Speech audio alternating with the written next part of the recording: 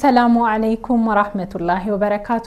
የተወደዳችሁ እንዴት ቆያችሁን? የሰኔ 9 2017 ዓመተ ልደት ሚንበር ኸበር ጀመረ። የዕለቱ ሚንበር ኸበር እየመራው ፋይዛ መሐመድ ከናንተ ከተመልካቾች ጋር ቆያለሁ። እስከ ፍጻሜው አብራችሁን እንድትዘልቁ በአክብሮት እየጋበዝኩ ለዕለቱ ከያዝናቸው ጉዳዮች መካከል አበይቱን አስቀድማለሁ።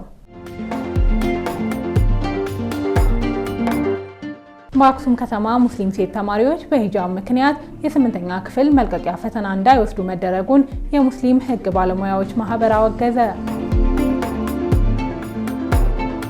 ሰራተኞችን ወደ ውጭ ሀገር የሚልኩ ኤጀንሲዎች ከ50,000 እስከ 250,000 አሜሪካን ዶላር የዋስትና ገንዘብ እንዲያስቀምጡ የሚያስገድድ ረቂቅ ለፓርላማ ቀረበ። በ10 ሺዎች የሚቆጠሩ የፍልስጤም ደጋፊዎች በሄግ በጋዛ የሚፈጸመውን ጥቃት ተቃውመው ሰልፍ አካሄዱ የሚሉት የሚንበር ኸበር አበይት ጉዳዮች ናቸው። አብራችሁን እንድትቆዩ በድጋሚ እየጋበዝን ወደ ቀዳሚው ኸበር አልፋለሁ። በአክሱም ከተማ ሙስሊም ሴት ተማሪዎች በሂጃብ ምክንያት የ8ኛ ክፍል መልቀቂያ ፈተና እንዳይወስዱ መደረጉን የሙስሊም ሕግ ባለሙያዎች ማህበር አወገዘ። የኢትዮጵያ ሙስሊም ሕግ ባለሙያዎች ማህበር በትግራይ ክልል አክሱም ከተማ 20 ሙስሊም ሴት ተማሪዎች በሂጃብ ምክንያት የ8ኛ ክፍል መልቀቂያ ፈተና እንዳይወስዱ መደረጉን በመግለጽ ድርጊቱን አውግዞታል። ማህበሩ ድርጊቱን ያወገዘው እሁድ ሰኔ 8 2017 ለሚንበር ቲቪ በላከው መግለጫ ነው። በመግለጫው ላይ እንደሰፈረው ፈተናው እንዳይወስዱ ክልከላ የተጣለባቸው ሙስሊም ሴት ተማሪዎች በአክሱም ከተማ ውስጥ በሚገኙት ክንደያ እንዲሁም አብርሃ ወአጽብሃ የመጀመሪያ ደረጃ ትምህርት ቤቶች የሚማሩ ናቸው። በዚህም ከሰኔ 2 2017 እስከ ሰኔ 7 2017 ድረስ የተሰጠው የ8ኛ ክፍል መልቀቂያ ፈተና እንዲያልፋቸው ተገደዋል። በተማሪዎቹ ላይ የተፈጸመውን የመብት ጥሰት ያወገዘው ማህበሩ ለደረሰው የመብት ጥሰት አፋጣኝ መፍትሄ እንዲሰጠው ጠይቋል። ማህበሩ አክሎም ባደረገው ክትትል በአክሱም ከተማ ውስጥ በሚገኙ የመንግስት ትምህርት ቤቶች ሙስሊም ሴት ተማሪዎች የሚከተሉትን ሃይማኖት መሰረት በማድረግ እየተፈጸመ የሚገኘው የመብት ጥሰት የሚፈጸምበትን መንገድ እያቀያየረና ከጊዜ ወደ ጊዜ እየሰፋ መምጣቱን መረዳቱንም ገልጿል። በመብት ጥሰቱ ምክንያት ተማሪዎች ለስነ ልቦና ቀውስ መዳረጋቸውን፣ በርካታ ሴት ተማሪዎች መሰደዳቸውን እንዲሁም ያለ ዕድሜ ለጋብቻ መዳረጋቸውን አብራርቷል። የትግራይ ክልልና የፌዴራል መንግስት ተቋማት ከዚህ ቀደም በአክሱም ከተማ ውስጥ በሚገኙ በአክሱም ሁለተኛ ደረጃ፣ በአሉሚናይ ሁለተኛ ደረጃ፣ በቀዳማዊ ሚኒሊክ ወይም ወረዒ ሁለተኛ ደረጃና በአብርሃ ወአጽብሃ አንደኛ ደረጃ ትምህርት ቤቶች ውስጥ የሚማሩ ሙስሊም ሴት ተማሪዎች በሚከተሉት ሃይማኖት ምክንያት ትምህርት እንዳይማሩ በተደረገበት ወቅት የማስተካከያ እርምጃ ለመውሰዳቸው ለመብት ጥሰቱ እውቅና የሰጠና ለመባባሱ ምክንያት መሆኑን ጠቅሷል። የደረሰውን ጥሰት ማረም እንዲቻል መንግስትን ጨምሮ ትምህርት ሚኒስቴር፣ የትግራይ ክልል ጊዜያዊ አስተዳደርና የትግራይ ክልል ትምህርት ቢሮ በአክሱም ከተማ ውስጥ የሚገኙ የ8ኛ ክፍል የሚኒስትሪ ፈተና እንዳይፈተኑ የተከለከሉ ሙስሊም ሴት ተማሪዎች ላይ ለደረሰው የመብት ጥሰት እርምት በመውሰድ ተማሪዎቹ በድጋሚ ፈተናውን የሚወስዱበትን ሁኔታ እንዲያመቻቹና ጥሰቱን በፈጸሙ አካላት ላይ እርምጃ እንዲወሰድ የኢትዮጵያ ሙስሊም የሕግ ባለሙያዎች ማህበር ጥሪ አቅርቧል። ምሁራን በሀገራዊ ምክክር ሂደት ላይ በንቃት እንዲሳተፉ የኢትዮጵያ ሀገራዊ የምክክር ኮሚሽን ጥሪ ያቀረበ። ዝርዝር አለን። የኢትዮጵያ ሀገራዊ ምክክር ኮሚሽን ከምሁራን ጋር ይበልጥ ተቀራርቦ መስራት በሚቻልባቸው ሁኔታዎች ላይ ለመመካከር ዛሬ ሰኞ ሰኔ 9 2017 ባዘጋጀው መድረክ ላይ ምሁራን በሀገራዊ የምክክር ሂደት ላይ በንቃት እንዲሳተፉ ጥሪ አቅርበዋል። በአዲስ አበባ ከተማ ስካይላይት ሆቴል በተካሄደው መድረክ ላይ የኮሚሽኑን ኮሚሽነሮች ጨምሮ ከተለያዩ የግልና የመንግስት ከፍተኛ የትምህርት ተቋማት፣ የማህበረሰብ ተወካዮች፣ ከሲቪክ ማህበራት፣ ከግሉ ዘርፍ፣ ከምርምር ማዕከላት፣ ከመንግስት ተቋማት የተወጣጡ ምሁራን በውይይቱ ላይ ተሳታፊ ሆነዋል። መድረኩን በንግግር የከፈቱት የሀገራዊ ምክክር ኮሚሽነር ዶክተር አምባዬ ኡጋቶ የመድረኩ ዓላማ በሀገራዊ ምክክር ሂደት ዙሪያ ከምሁራን ተቀራርቦ ከመስራት በተጨማሪ ግብዓት ማሰባሰብ መሆኑን ገልጸዋል። በዚህ ንግግራቸው በሀገራዊ ምክክር ሂደት ላይ የምሁራን ተሳትፎ አነስተኛ ሆኖ መታየቱን የገለጹት ኮሚሽነሩ ለዚህ የተለያዩ ምክንያቶች ሊጠቀሱ እንደሚችሉም አብራርተዋል። ከጠቀሷቸው መካከል በሂደቱ እምነት ማጣት እንዲሁም ተያይዞ ሊከሰቱ የሚችሉ የስም መጉደፍ ሊያጋጥም ይችላል የሚል ስጋትና ጥርጣሬ አንደኛው ሊሆን እንደሚችል አመልክተዋል። እንግዲህ ብዙ ኢንተሌክቹዋል የሚባሉ ወዳጆቻችን ወይም ወገኖቻችን በዚህ ሂደት ውስጥ እንደሚጠበቀው ኢንጌጅ ያደረጉ አይደለም ወይም ዝም ብሏል። ይህ ደግሞ የሆነበት ምክንያት ቢያንስ 1-3 ምክንያቶች አሉ ብለን እናስባለን። አንደኛው በተቋማት ላይ ያሉን በሚቋቋሙ ተቋማት ላይ ያሉን የእምነት መጉደሎች ወይም ትረስት ዴፊሲት ነው አንዱ። ሁለተኛው ደግሞ በእንደዚህ አይነት ተቋማት እምነት በሌላቸው ሂደቶች ውስጥ ኢንጌጅ ማድረግ የራሱ የሆነ ሬፑቴሽናል ዳሜጅ ያመጣል፣ ስም ሊጠቆር ይችላል የሚል ስጋቶች ይኖራሉ ብለን እንገምታለን። ሌላው ደግሞ በተለያዩ መድረኮች ላይ እንደምንሰማው ሂደቱ ያለውን ስታተስኮ ሌጂቲማይዝ ለማድረግ የሚደረግ ፐርፎርማንስ ነው የሚል ስጋቶች ሲነሱ እንሰማለን። አንዳንድ ቦታ ላይ እንደዚህ አይነት ስጋቶችና ጥርጣሬዎች ዝም ብሎ የመጡ ናቸው ማለት አንችልም። አንደርስታንደብል ናቸው። ምክንያቱም ያለፈው ወይም ያለፍንበት የፖለቲካ ታሪካችን እንደዚህ እንድንሆን ወይ ኢንፎርም አድርጎናል ወይ ደግሞ አስተሳሰባችንን ኢንፍሉዌንስ አድርጓል ብለን እናስባለን።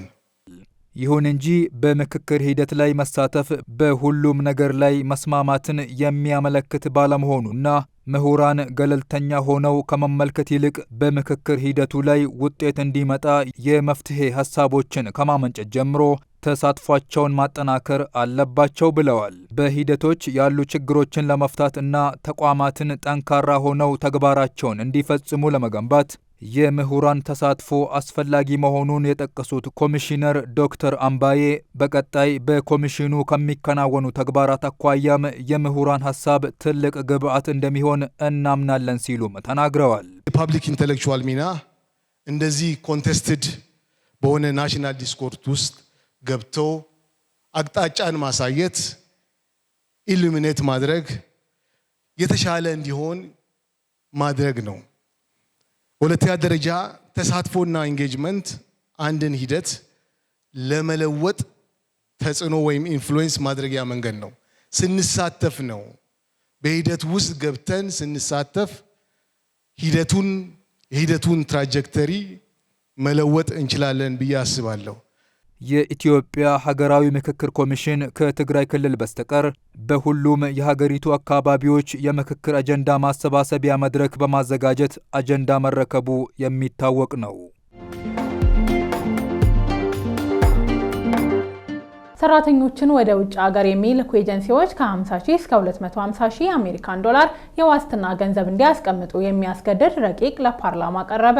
ሰራተኞችን ወደ ውጭ ሀገር የሚልኩ ኤጀንሲዎች ከ50 ሺህ እስከ 250 ሺህ አሜሪካን ዶላር የዋስትና ገንዘብ እንዲያስቀምጡ የሚያስገድድ ረቂቅ ለፓርላማ የቀረበው ሰኔ 5 2017 ነው። በረቂቁ መሰረት ኤጀንሲዎች የዋስትና ገንዘብ ለማስቀመጥ የሚገደዱት በስራና ክህሎት ሚኒስቴር የባንክ ሂሳብ ነው። በቀረበው አዋጅ ላይ በ11 ገጾች የተዘጋጀው የማብራሪያ ሰነድ የዜጎች መብት፣ ክብር፣ ደህንነትና ጥቅም በተሻለ መልኩ ሊያስጠብቅ የሚችል አዋጅ መዘጋጀቱን የሚጠቁም ነው። ባለ 7 ክፍልና 85 አንቀጾች የተዘጋጀው ረቂቁ ከ8 ዓመታት በፊት የውጭ ሀገር ስራ ስምሪት አዋጅና ከ4 ዓመታት በፊት የጸደቀውን ማሻሻያ የሚሽር መሆኑ ተገልጿል። እስካሁን ድረስ በስራ ላይ የነበረው አዋጅና ማሻሻያው በዋናነት የቤት ውስጥ ሰራተኞች ወደ ተቀባይ ሀገር ለስራ ለማሰማራት ብቻ ተፈጻሚነት የነበራቸው መሆኑን የረቂቁ ማብራሪያ ላይ ሰፍሯል። በመሆኑም በዚህ ምክንያት የሰለጠኑ ዜጎችን ለማሰማራት አለመቻሉን ያክላል። በ2013 የጸደቀው የአዋጅ ማሻሻያ የሰለጠነ የሰው ኃይልን ወደ ስራ ለማሰማራት በበቂ ሁኔታ ችግሩን ሊፈታ አለመቻሉ ተጠቅሷል። ከዚህ በተጨማሪም ሁለቱ አዋጆች የማያውቋቸው ጉዳዮች በመከሰታቸውና ለማስተናገድ አስቸጋሪ ሁኔታዎች በመፈጠራቸው አዲስ አዋጅ ማዘጋጀት ማስፈለጉ ማብራሪያው ላይ ሰፍሯል። በአዲሱ ረቂቅ አዋጅ መሰረት የስምሪት ሂደቱ ላይ ያለውን የደላሎችን ህገወጥ ድርጊት ለማስቀረት የስራና ክህሎት ሚኒስቴር የኢትዮጵያ ስራ ገበያ መረጃ ስርዓት ያበለጽጋል። ስለ ትርጓሜዎችና የተፈጻሚነት ወሰን ከሚያትተው የመጀመሪያ ክፍል ቀጥሎ የሚገኘው የአዋጁ ድንጋጌ የሚያወራው ስለዚሁ የመረጃ ስርዓት ነው። የስራና ክህሎት ሚኒስቴር የውጭ ሀገር ስራ ስምሪት አገልግሎት ለመስጠት የተዘረጋውን የገበያ መረጃ ስርዓት ተግባራዊ እንደሚያደርግ ረቂቁ ይገልጻል። ከዚህ በተጨማሪ ሚኒስቴሩ አፈጻጸሙን የመከታተል የስራ ገበያ መረጃ ስርዓት ቋት የማደራጀት ስልጣን ተሰጥቶታል። በረቂቁ መሰረት ለውጭ ሀገር ስራ የሚሰሩ ስልጠና የወሰዱና ብቃታቸው የተረጋገጠ ሰራተኞች ኤጀንሲዎች በሚያቀርቡት የስራ ትዕዛዝ መሰረት በሚኒስቴሩ ይመደብላቸዋል። ከዚህ በተጨማሪም ወደ ውጭ ሀገር መሰማራት የሚፈልግ ዜጋ ምልመላ የሚከናወነው ከአንድ ማዕከል አገልግሎት ጀምሮ በተዘረጋው የኢትዮጵያ የስራ ገበያ መረጃ ስርዓት በኩል ብቻ መሆን አለበት የሚል ድንጋጌ በረቂቁ ላይ ተካቷል። የስራና ክህሎት ሚኒስቴር በረቂቅ አዋጁ የተዘረዘሩ መስፈርቶችን መሰረት በማድረግ ለኤጀንሲዎች ከአንደኛ እስከ 5ኛ ደረጃ የያዘ ፍቃድ እንደሚሰጥ ረቂቁ ላይ ሰፍሯል። ራሚስ ባንክ የሞባይል መተግበሪያና የካርድ ባንኪንግ አገልግሎት አስጀመረ። ሙሉ ለሙሉ ከወለድ ነፃ የባንክ አገልግሎት የሚሰጠው ራሚስ ባንክ የዲጂታል ባንኪንግ አገልግሎቱን ወደ ላቀ ከፍታ ያሻግራሉ ያላቸውን የሞባይል መተግበሪያና የካርድ ባንኪንግ አገልግሎቶቹን በይፋ አስመርቋል። ባንኩ አገልግሎቶቹን ይፋ ያደረገው ሰኔ 7 2017 በአዲስ አበባ ከተማ በግራንድ ኤሊያና ሆቴል ባከናወነው መርሃ ግብር ላይ ነው። ባንኩ ለደንበኞቹ ክፍት ካደረጋቸው 2 የዲጂታል አገልግሎቶች ውስጥ አንዱ ራሚስ ሞባይል አፕ ነው። የሞባይል መተግበሪያው ደንበኞች ስማርት ስልኮችን በመጠቀም ገንዘባቸውን ያለምንም ጊዜ ገደብ እንዲያንቀሳቅሱ፣ ክፍያዎችን እንዲፈጽሙ፣ የሞባይል አየር ሰዓት እንዲሞሉ እንዲሁም ወደ ቴሌብር ዋሌት ለራሳቸው አሊያም ለፈለጉት ግለሰብ እንዲያስተላልፉ የሚያስችል መሆኑ በመድረኩ ተብራርቷል። ሁለተኛው የራሚስ ካርድ ባንኪንግ ነው። ደንበኞች በዚህ አገልግሎት አማካኝነት በፈለጉት ቦታና በመረጡት ባንክ ኤቲኤም ገንዘብ እንዲያወጡ የሚረዳ መሆኑ ተገልጿል። በተጨማሪም የፖስ ማሽኖችን ተጠቅመው በተለያዩ የግብይት ቦታዎች ላይ ክፍያ መፈጸም እንዲችሉ ይረዳቸዋል ተብሏል። በምረቃ ስነ ስርዓቱ ላይ የተናገሩት የባንኩ ቦርድ ሊቀመንበር አቶ ራቢ ሁሴን ራሚስ ባንክ በ2 ዓመት ጊዜ ውስጥ በመላው ኢትዮጵያ ከ45 በላይ ቅርንጫፎችን በመክፈት አገልግሎት እየሰጠ እንደሚገኝ ገልጸዋል። በቴክኖሎጂ ዘርፍ ላይ በሰፊው እየሰራ መሆኑን የሚያሳዩ የቴክኖሎጂ ውጤቶችን በዚሁ መልክ እያዳበረ ማቅረቡን እንደሚቀጥል አሳውቀዋል። ራሚስ ባንክ የቴክኖሎጂን ዘርፍ እንደ አንድ ስትራቴጂክ ምሰሶ በመያዝ እየሰራበት የሚገኝ ሲሆን የተሻለ ነገር ይዞ ለመምጣት ሰፊ ትኩረት በመስጠት ይህን ሁሉ አገልግሎት በአንድ የያዘ ኦምኒ ቻናል ተብሎ የሚጠራውን የዘመኑን የመጨረሻ ቴክኖሎጂ የሞባይል መተግበሪያና የካርድ ባንኪንግ አገልግሎት እነሆ ለደንበኞች ይዞ ቀርቧል። እነዚህ አሁን ለተግባር የበቁ 2 የቴክኖሎጂ ውጤቶች ሀገሪቱ ባላት የፋይናንስ ዲጂታል ምህዳር ውስጥ የራሚስ ባንክ ደንበኞች የተሳለጠና ቀልጣፋ አገልግሎት እንዲያገኙ በማስቻል የባንኩን አገልግሎት አሰጣጥ የበለጠ እንዲልቅና ደንበኞች በሚያገኙት አገልግሎት ተጨማሪ እርካታ እንዲኖራቸው ይረዳል። ራሚስ ባንክ በቀጣይም ይህንን ሂደት በጥራት በማስቀጠል የተለያዩ የዲጂታል የባንኪንግ አገልግሎት አማራጮች ይዞ ወደ ደንበኞች ለመድረስ እንደሚተጋ እና የዘመኑ የሚመጥኑ ቴክኖሎጂ ስራ ላይ እንደሚያውል ከወዲሁ ለመግለጽ እወዳለሁ። በመርሃ ግብሩ ላይ ስለ አገልግሎቱ ማብራሪያ የሰጡት የባንኩ ስራ አስፈጻሚ አቶ አሊ አህመድ አሊ ባንኩ ለተግባር ያበቃቸው የዲጂታል ባንኪንግ ኦምኒ ቻናል ፕሮጀክቶች የዘመኑን ፍላጎቶች በተገቢው መልኩ ያገናዘቡ እንዲሁም ደንበኞችን ወደ ላቀ የዲጂታል ምህዳር የሚመሩና ባንኩ በዲጂታሉ ዘርፍ ልቆ ለመታየት ያለውን ቁርጠኝነት በጉልህ የሚያሳዩ ናቸው ሲሉ ተናግረዋል። የትምህርት ስልጠና ጥራት ቁጥጥር ባለስልጣን በከተማዋ 1227 የግል ትምህርት ቤቶች የዋጋ ጭማሪ እንዲያደርጉ መፍቀዱ ተነገረ። የአዲስ አበባ ከተማ አስተዳደር የትምህርትና ስልጠና ጥራት ቁጥጥር ባለስልጣን በከተማ አስተዳደሩ ስር የሚገኙ 1227 የግል ትምህርት ቤቶች በ2018 የትምህርት ዘመን የትምህርት ቤት ክፍያ ጭማሪ እንዲያደርጉ እንደተፈቀደላቸው ገልጸዋል።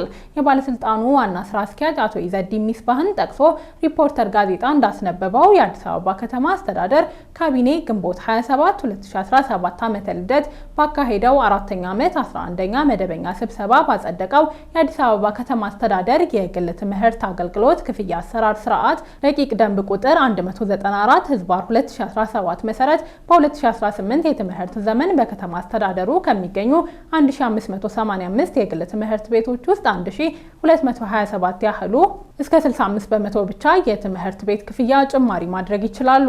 በዚህም አንደኛ ደረጃ ትምህርት ቤቶች እስከ 40 በመቶ፣ መካከለኛ ደረጃ ትምህርት ቤቶች እስከ 45 በመቶ እንዲሁም ሁለተኛ ደረጃ ትምህርት ቤቶች እስከ 55 በመቶ ዋጋ መጨመር ይችላሉ ተብሏል። በጣሪያው መሰረት 144 ትምህርት ቤቶች እስከ 40 በመቶ፣ 591 ትምህርት ቤቶች እስከ 45 በመቶ፣ 378 ትምህርት ቤቶች እስከ 50 በመቶ፣ 47 ትምህርት ቤቶች እስከ 55 በመቶ፣ 66 ትምህርት ቤቶች እስከ 60 በመቶ ሊጨምሩ እንደሚችሉ ተገልጿል። ከሁለተኛ ደረጃ ትምህርት ቤቶች ውስጥ አንድ ትምህርት ቤት ብቻ የመጨረሻውን ጣሪያ ማለትም እስከ 65 በመቶ ክፍያ መጨመር እንደሚችል አቶ ይዘዲን አመላክተዋል። ስለ ጭማሪው ሲያብራሩ የተቀመጠውን 45 በመቶ ጨምሩ ማለት ሳይሆን ከዜሮ ጀምሮ 10፣ 30፣ 45 በመቶ ብቻ መጨመር ይችላሉ። ነገር ግን ከዚህ በላይ ማለፍ አይችሉም ብለዋል። በከተማ አስተዳደሩ ከሚገኙ 1585 ትምህርት ቤቶች መካከል 358 ያህሉ በ2016 የትምህርት ዘመን የጨመሩ ስለሆኑ በቀጣይ ዓመት እንደማይጨምሩ ዋና ስራ አስኪያጁ ገልጸዋል። እነዚህ ትምህርት ቤቶች ክፍያ መጨመር የሚችሉት በ2019 እንደሚሆንም አክለዋል። በ2018 ጭማሪ ያደርጋሉ ተብለው የሚጠበቁ 1227 ትምህርት ቤቶች አስቀድሞ የክፍያ ጭማሪ መነሻ ሀሳባችሁን አቅርቦ ሲባሉ የዋጋ ግሽበት ጨምሯል በሚል ያቀረቡት ጭማሪ አስደንጋጭ ነበር ያሉት ስራ አስኪያጁ ከትምህርት ቤቶቹ ውስጥ 10 በመቶ የሚሆኑት ብቻ እስከ 50 በመቶ የጭማሪ ሀሳብ ያቀረቡ ሲሆን ቀሪ 90 በመቶ ያህሉ ከ75 እስከ 263 በመቶ ጭማሪ ማቅረባቸውን አቶ ይዘዲን ተናግረዋል ተብሏል። ሆኖም ትምህርት ቤቶች፣ ወላጆች፣ የከተማ አስተዳደሩ፣ የትምህርት ቢሮ፣ የንግድ ቢሮ፣ የፕላንና ልማት ቢሮ፣ የፍትህ ቢሮና የኢትዮጵያ ስታቲስቲክ አገልግሎት በተሳተፉበት ጥናት ካለው ነባራዊ ሁኔታ ጋር አብሮ ሊሄድ የሚችልና በሚቀጥሉ 3 ዓመታት የሚኖር የዋጋ ጭማሪ ጣሪያ ይፋ መደረጉን ማስረዳታቸውን ዘገባው አመልክቷል። የተወደዳችሁ አሁንም የተከታተላችሁ የምትገኙት ሚንበር ኸበርን ነው። አብራችሁን ስላላችሁ ደስ ይለናል። ለሚንበር ኸበር ጥቆማ ወይም አስተያየት ካላችሁ በአጭር የስልክ ቁጥር 9282 ላይ ብትልኩልን አጣርተን መልሰን ለእናንተው እናቀርባለን። የሚቀናችሁ ማህበራዊ ሚዲያ ከሆነ በሁሉም አማራጮች ሚንበር ቲቪ ብላችሁ ብትፈልጉን ታገኙናላችሁ። ድረገጻችንን www.minbertv.com ብትጎበኙ ደግሞ አዳዲስ መረጃ ታገኛላችሁ። አሁን ደግሞ የዕለቱን አብይ ጉዳይ እናስታውሳችሁና እንመለስ። በአክሱም ከተማ ሙስሊም ሴት ተማሪዎች በሂጃብ ምክንያት የ8ኛ ክፍል መልቀቂያ ፈተና እንዳይወስዱ መደረጉን የሙስሊም ሕግ ባለሙያዎች ማህበር አወገዘ። ፈተናውን እንዳይወስዱ ክልከላው የተጣለባቸው ሙስሊም ሴት ተማሪዎች በአክሱም ከተማ ውስጥ በሚገኙት ክንዲያ እንዲሁም አብርሃ ወአጽብሃ የመጀመሪያ ደረጃ ትምህርት ቤቶች የሚማሩ ናቸው።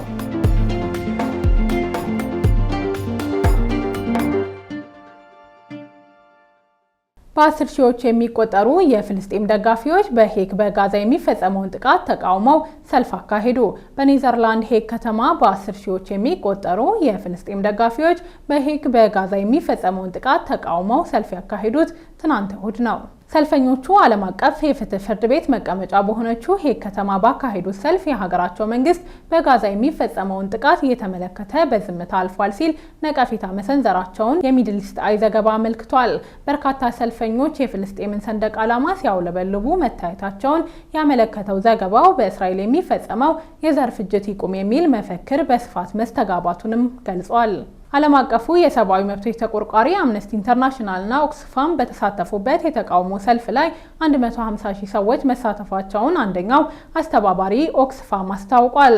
የተቃውሞ ሰልፈኞቹ ካሰሟቸው ሌሎች መፈክሮች መካከል ሌላውን አትጠብቁ፣ አንድ ነገር አድርጉ፣ የኔዘርላንድ ተባባሪነት ይቁም እና ዝም ማለት ያለባችሁ ህፃናት ሲሞቱ ሳይሆን ሲተኙ ነው የሚሉ ይገኙበታል። በሄግ ፍልስጤምን የሚደግፉ ሰልፈኞች በአደባባይ በእስራኤል ላይ ተቃውሞ ባሰሙበት በዚህ ወቅት በጋዛ የተገደሉ ሰዎች ቁጥር 55362 መድረሱን የፍልስጤም ጤና ሚኒስቴር መረጃ ያመለክታል።